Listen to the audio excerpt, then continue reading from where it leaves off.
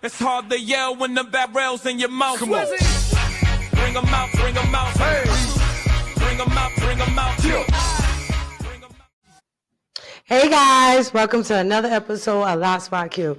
Now I told y'all I was going to be switching things up. So guess what? I'm here with some coaches from Christian Community School in Stockbridge, Georgia. Hey coaches, what's up? Hey, what's going on?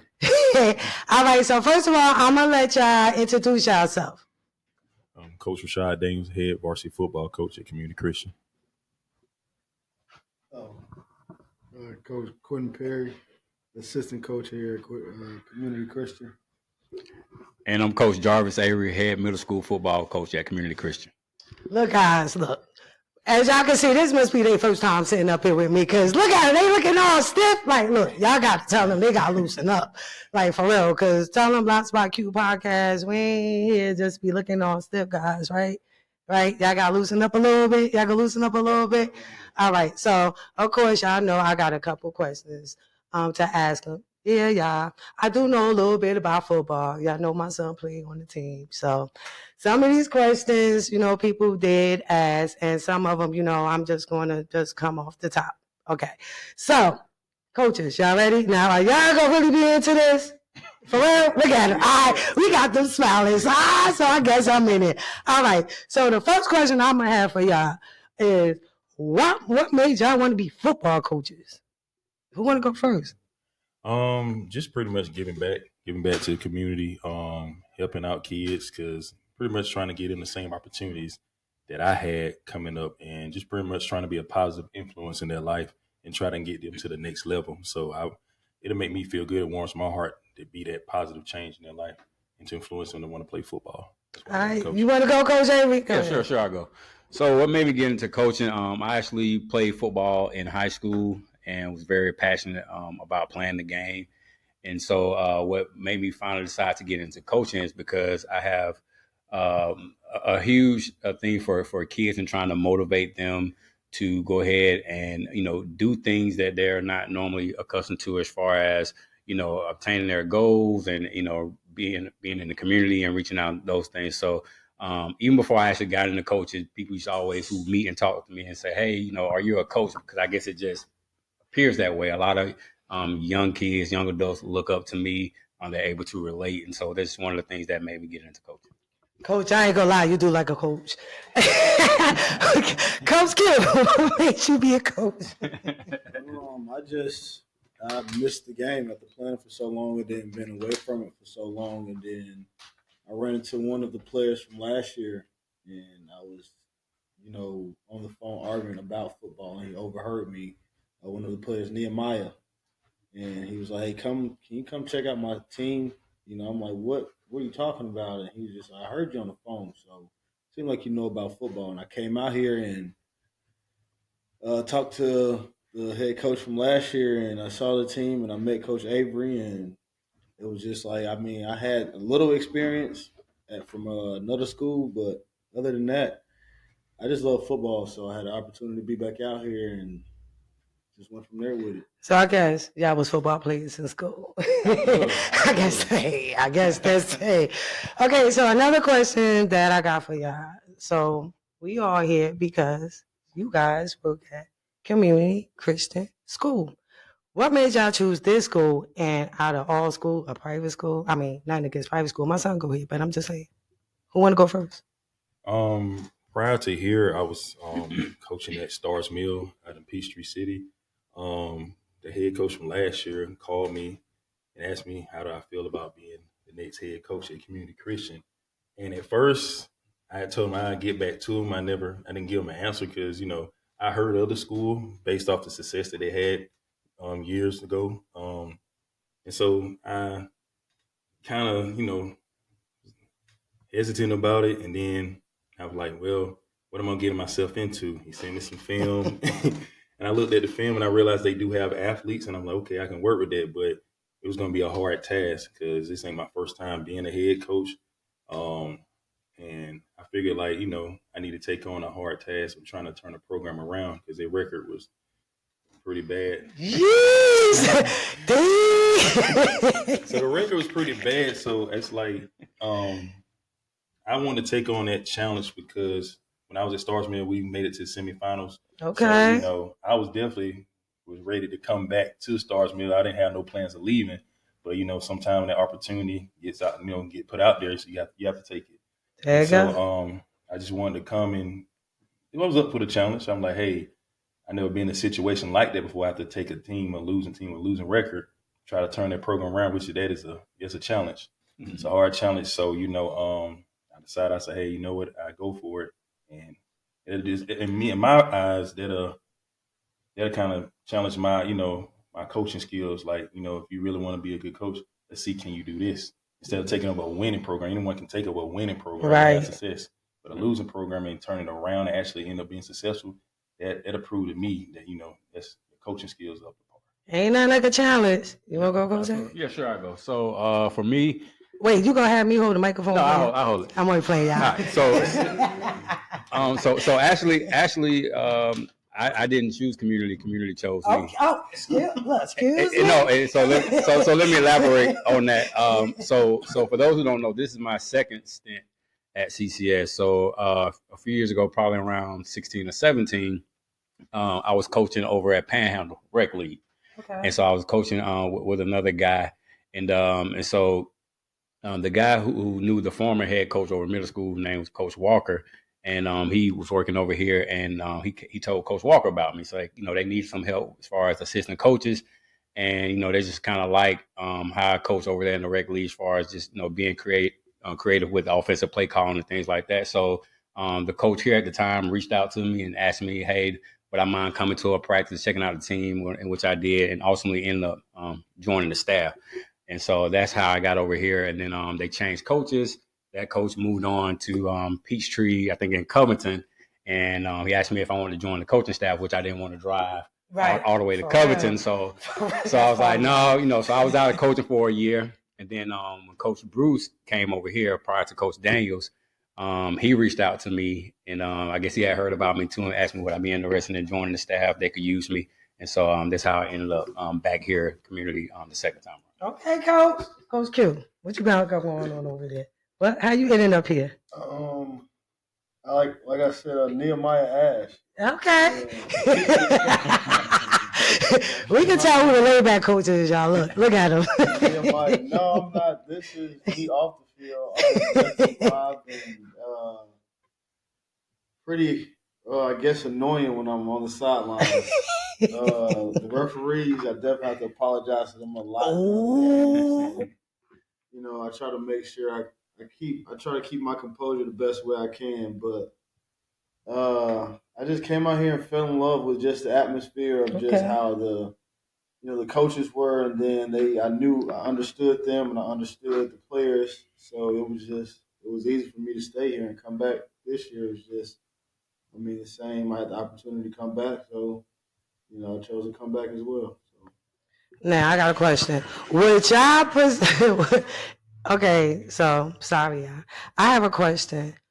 Would y'all recommend anyone to be a coach? Absolutely. Yeah, I would. Yeah. What about you? It's kind of like okay, can y'all elaborate a little bit? I'm just saying, let my audience know, just in case someone's thinking about becoming a coach. Okay, go ahead. So, for anyone who's interested in coaching, if they ask me if that's something that they should take on, first, I would definitely say yes. But I say that with a little caution because you want to make sure that, number one, you have passion for the game of football. For real. And also you have to have passion for kids and mentorship because a lot of times, coaching can be a thankless job. And, when people step into coaching, they don't realize that a lot of times you're not just a coach. Right. Sometimes you're a parent. You got kids who come from like broken homes, who don't, have any guidance. So you're a parent, you're a coach, you're a teacher, you're a mentor. In some aspects, you even a minister because you have to minister to these young kids. So, I say if you're willing to do those things and not always looking to be rewarded because it can be a thankless job, but as long as you have passion for the game and passion for kids and trying to help them, then absolutely you should go into coaching. Okay. I mean, I wasn't really into the coaching, but after listening to him, I think he might could persuade me to be a coach. I don't know for what sport yet, though. But let me see about these other coaches. Can y'all persuade me if I wanted to be a coach? Can y'all persuade me? Absolutely. Okay, well, let me. I mean, like he said, it's more than just coaching. Like it's like being a mentor, And the thing is, you can't just use kids to just use them for just winning games for you. Thing about me, I care about what they do after me, or as them going to college. I care about what they do after me, so I can see the impact that I had on their lives. Okay, so coach. That's my biggest thing. And he's saying it like, yeah, that's his biggest thing. That's a flex. Thank you. Yeah, I definitely think coaching is definitely a major part for me as far as being able to, I guess, get out that emotion in life to teach kids it's okay to be emotional. It's okay to release that emotion. It's okay to take that moment and release it, but understand it has to be controlled. So I'm learning that it's a day-to-day thing about being patient. So why not just be able to have the opportunity to reach back to the next generation to say, hey, it's okay to be able to control that chaos, let it out, but be able to control it. It's okay. Just make sure you can control any chaos you're dealing with in that moment. Guess what, y'all? I'm about to be a coach. They don't want me over. They probably want y'all over too. Now, look, I ain't trying to say everybody go out there and think y'all could be coaches. Y'all got to know the game, too. Now, we ain't about to do all that. But, okay, now, piggybacking off Coach Avery, he said sometimes they have to play the parent role because, depends on, these kids' situation, their background and, with their parents. So with that being said, how do y'all deal with that? And I mean, I'm a parent and my son, he plays football.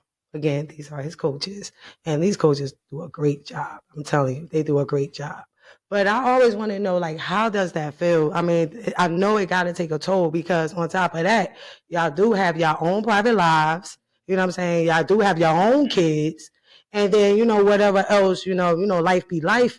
Yeah. And I understand, this is the role that y'all take on, but y'all do extra.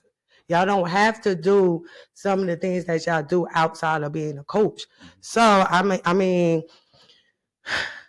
yeah. How do y'all feel about that? I mean, I thank y'all for it, but I mean, I know it got to take a toll. What you think? Yeah, well, I think it's challenging because you don't want to overstep. Right. Because even though some kids do have parents in the household, it might not necessarily be a great environment. Right. So you try not to overstep and do things where the parent will come back and be like, well, I didn't ask you to do that or that sort of thing. But here as coaches, I mean, we do that, above and beyond. I've had situations where, parents couldn't bring their kids to practice or couldn't pick them up. So, I've taken kids home, all sorts of things. I had a situation about 2 years ago, and not to kind of go too much deep into it, but, I had a young man who was trying to come over here and play, and he just had a bad situation at home. And ultimately, the mother ended up kicking him out. And so he was just kind of like out there. He ended up going to a relative house, but, kicked him out of the house with, he didn't have his clothes, none of that stuff. So I found myself, going to buy him clothes, make sure he was straight. I even gave him, my old PlayStation, just to make sure, so he had things to do while he was at this other relative house. So he just wasn't, walking the streets and doing things and stuff like that. So, we do a lot. And again, like I said, we just try not to overstep, but that's just one of the challenges. The many challenges, just kind of just knowing where to draw the line. And let me tell you something. Coach Avery, he done helped me out a couple times with my busy schedule. My son need to be getting going somewhere. All of them, I mean, not Coach Q yet, but I probably, get to him yet. But these coaches right here, oh, trust me, they help me out a lot. Getting my son back and forth with my schedule. Okay, Coach, what you got to say? Piggyback off what he said, like, yes, we go above and beyond. Like, we do stuff that most coaches wouldn't do. I mean, as a staff, we do a good job at that, like getting the players back and forth. We don't mind doing it because we understand. And we're just trying to build a good culture around here. And the thing is, a lot of times when it comes to mentorship, it's a situation, my early years of coaching, I had a player, he was from St. Louis, Missouri, I coached him actually when I was coaching with the old coach that was here. When I first started coaching, was at Colonial Hills and Lichty Springs out in Douglasville. Had a player, his parents kicked him out, and at that time I was a deputy sheriff at Fulton County, and he was pretty much downtown Atlanta. And I was leaving work, and I actually saw him. You know, when you see somebody you recognize, I'm like, no, they ain't one of my players, and I saw him. And he had pretty much got kicked out under that bridge, like usually where those homeless people be in Wow. Atlanta. And I'm just getting up work. At that time, I was working overnight. So it's early in the morning, like 8 o'clock. I'm just going to get off from work. And he got in the car. And the thing is, he told me everything that went on. And he still had another year of eligibility left. And at that time, I was at Praise Academy out in Powder Springs. And so pretty much I took him in because there's a lot. We had to go back and forth with court. And that time, he wasn't 18 yet. So his mom was kind of still trying to get him. But at the time, he really was running the situation. He was really running from them. So he ended up living with me for that semester and ended up playing football again. And the goal was, you know, he wanted to play ball and get him up out of there, even get him to a college, or if he wanted to go to the military. He really wanted to go to the military, so he ended up going to the Army or whatnot. So that's something that I took on. That was my first time doing it. I mean, I'd do it again if I have to, but he lived with me, when he got his license and stuff like that. He got his own bank account. I pretty much was mentoring him and teaching him stuff. Not just football. He was smart in football. He had the IQ. So when I didn't really teach him much, but really just about life, getting his bank account. He started working, getting his driver's license. Most of the time, I used to let him drive my car to go to work. I worked overnight, and I had to get him into school as well. So he was in a dual enrollment program at West Georgia Tech.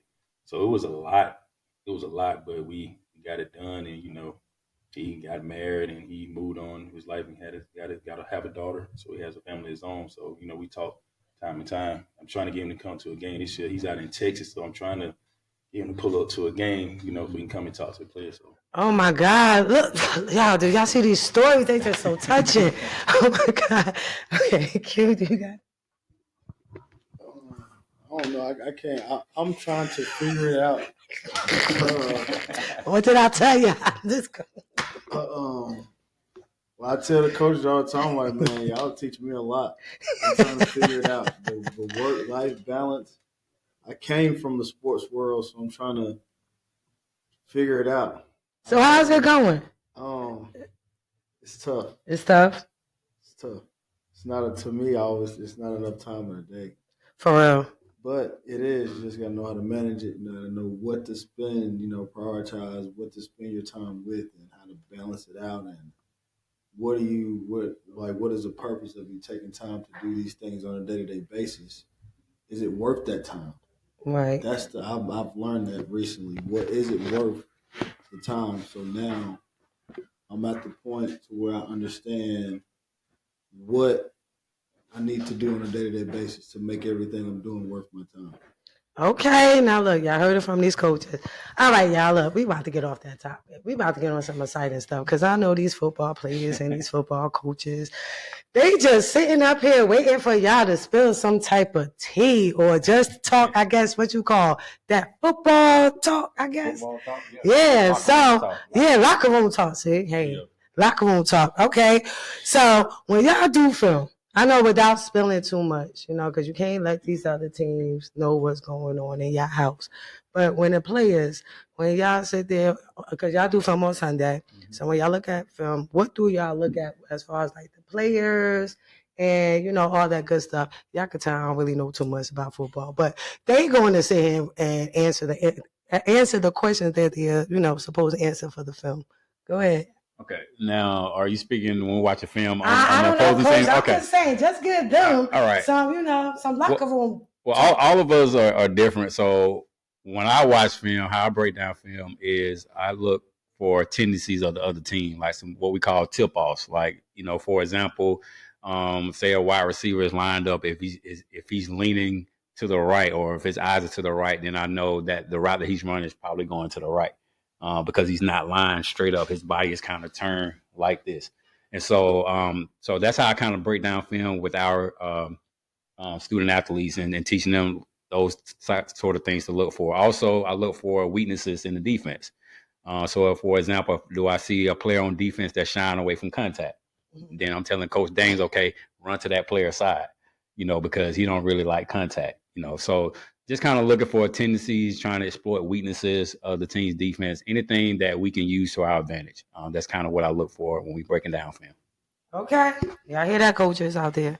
What about you, coach? What you be looking for? All across the board, like when we look at other teams, I look at their strengths and what are they good at. What do they like to run the most? Or if it's third down, what is their go-to play to get the first down? Because, I'm pretty sure when teams watch us, they can see, what play I would go to for the go-to, to get the first down. So I look for stuff like that. Like he said, look for their weaknesses and stuff like that in players, alignment, their linemen, stuff like that. Some linemen, if you look at a certain way how they're lined up, you can tell if that lineman's going to pull or if it's going to be a run play or if it's going to be a pass play. You can tell some linemen, they will give it away. Just like he said with the receivers, sometimes if the pass play or if the play's not going their way, they'll jog off the ball. But if it's going their way, if you know it's going their way, they're getting the ball, they'll take off running full speed. So we look at stuff like that, like the team we previously played. Like if they had a certain player on one side, for example, like a number 5 or whatnot, they got him on the right side, and it's like 4 wide. That's the side that they're going to. And when I look at film, the other 2 receivers that on the other side, they just jog off the ball.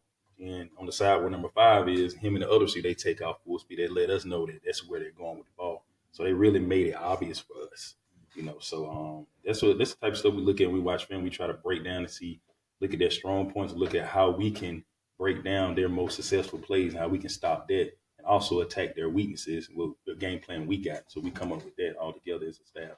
Y'all better tighten up. Pretty much tighten up because they on y'all. They watching. Go ahead, coach. They got a lot more experience at watching film than I do. I look at it kind of from a player point of view. I don't enjoy watching it this early in my coaching phase, but I do watch it to learn the tendencies and understand the tendencies and see. I look at it still as how can I beat it? Okay. From both perspectives. So I watch I may watch 1 or 2 series from the offensive standpoint and then watch 1 or 2 series from the defense standpoint. And then I'll call or text them and see what they're looking at or come out to practice when I get a chance to. But certain things I just be like, I just want to know how can I beat it. That's from both standpoints. Like, what can I do to beat it? I like him. That's all that matters, what he could do to beat it. Okay, so coaches, I want you, if you wanted to, I guess, trying to get a player into football or even try to come and let you coach him, or what advice will you get a player? I know I not asked you like 3 different questions, but hey, you can sum it up and ask them, all at once, but, Okay, so let me make sure I'm clarifying your question. So what would I do to try to motivate a kid to come out to play for us, pretty much? That, or what would you say if I'm kind of skeptical if I want to play football? Okay, well, we had a lot of those this year. Yes, so we talked to a bunch of kids and try to convince them. Some we was able to get, some we were not so lucky. But I just try to show them and sell them on what we're building here. We got new coaching, we got an energetic coaching staff, we got great athletes, and our skill position, we're really young. We got a bunch of 10th graders, some juniors, and so it's really a good time to join the program, and which we're looking to hopefully make a playoff run this year and continue to build on that and create a championship team. So that's kind of my sticking point when I'm talking to kids is like, hey, come over here, be part of something special. If you're not really getting time where you are currently at, and then come over here, you can get time, you contribute, and possibly join a winning team. Let me tell you something. He just told me. I know because my son go here, but okay. So I can give you 2 examples. Like it can be a kid that's walking around the school that looks like he should be playing football. We got a lot of those, and then you have a kid that don't look the part, but you still want him to join the team. So the kid that looks the part, I'll really go up to them. Let's say they may play another sport, and we can hear stories about them being physical. I'm like, man, he should be playing football. So what I would go up to him and say, like, hey, you can use that physicality. You can use it out there on the football field, but you got to be physical. You got to be mentally, not only be physically strong, you got to be mentally strong as well. It's a mental game. because mentally, it plays your mental really plays a huge part in playing football. And pretty much based off how you perform. If you can play bad, you can have a bad play. You got to have a strong mental to be able to let that play go. Because if you don't, it's gonna ride you all through the game. You're gonna continue to do bad. But the guy that doesn't look the part, I can tell him like, "Hey, buddy." And most of them, those guys, they willing to come out. They know what they're getting themselves into. I say, "Hey, man, you gotta know what you're getting yourself into. Football is a physical sport. But hey, you may not look the part, or you may not be as good as all the rest of the guys. But hey, that's why I'm a coach where I can get you to that point. I can turn you into somebody. I figure our coaching staff can turn you into somebody. Once upon a time, you was a nobody, now you're somebody. And now you're getting a scholarship somewhere. So it happens before. It's been kids like that. They didn't look the part, and all of a sudden, years later, getting in the weight room and getting faster. And next thing you know, people don't even recognize them no more by the time they get into 12th grade. So, yeah. Got things to say over the Coach Q? Football saved my life, so I don't even know how. That's what I tell any kid I figure out, or anytime I tell people mention football, I saved my life. So we won't even have enough time for me to go down that storybook lane. But I wasn't. My mom put me in football. She made sure she put me in it.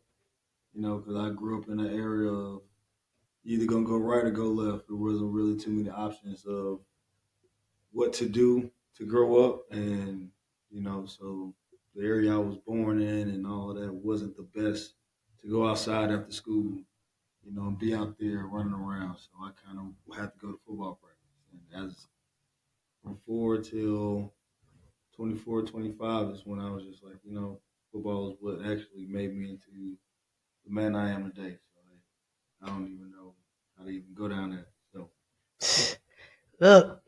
Look at him. I mean, there's nothing else you can say. I mean, look at him. He made a good decision. You can either go right or left, and he chose to go right. So people, any kids out there thinking that you don't have no way out, look at Coach Q. Okay, guys, what would be your final say? Like, what would you like to leave my audience? What would you like to say to my audience? I'll just say, just speaking in terms of football in general, I think it's the greatest game that we have, because football is one of those sports that teaches so many life lessons outside of sports. Football is a sport where you learn how to work together as a team. You learn accountability. You learn how to overcome adversity. Those things like that. So, when I'm talking to kids, and I tell them, like, speaking on what Coach Daniel said earlier, it's not just about what you're doing as far as a football player. We care about your interest in what you're doing after football is over, after you've gone on and graduated and you're going on to college, or you're going to a trade school, or whatever it is that you're doing. Our hope as coaches that you're able to take the life lessons that football gave you and being able to apply those into your life going forward. So that was good, Coach. Thank you. I would like to say, hey, we're about to turn this program around. So anybody that's out there, hey, come on through. I got a good coaching staff, and our plan is to really give kids the opportunity, especially the ones that are at the big public schools that have a lot of kids on their roster. Hey, you can come here. You can get the film. We are dedicated to getting your film out there. Not only just doing that, but to, coach you up, turn you into a better football player. Like you said, mentor you on and off the field, on how to, give you skills that can help you later on in life. And the thing is, I have the right coaching staff. We're going to work our butts off. We're going to do way more than we should. Make sure we get your highlights out there. We do it all. We look over film. We look over your highlights, because we don't want you to send out anything. Mm-hmm. So as a staff, we make sure we look at it, because me, honestly, when I was in college playing college football, my position coach was a recruiting coordinator. So that's how I really learned what college coaches are looking for when they're looking at film. So I sit there and watched him and look and saw the things that he was looking for. So that made it easier for me. So when we making film, like, for example, your son Jamal, when he makes his film, I look at it and I make sure everything is right before we send it out there. Because if his film is not right, then it'll mess it up for all the rest of the kids. Okay.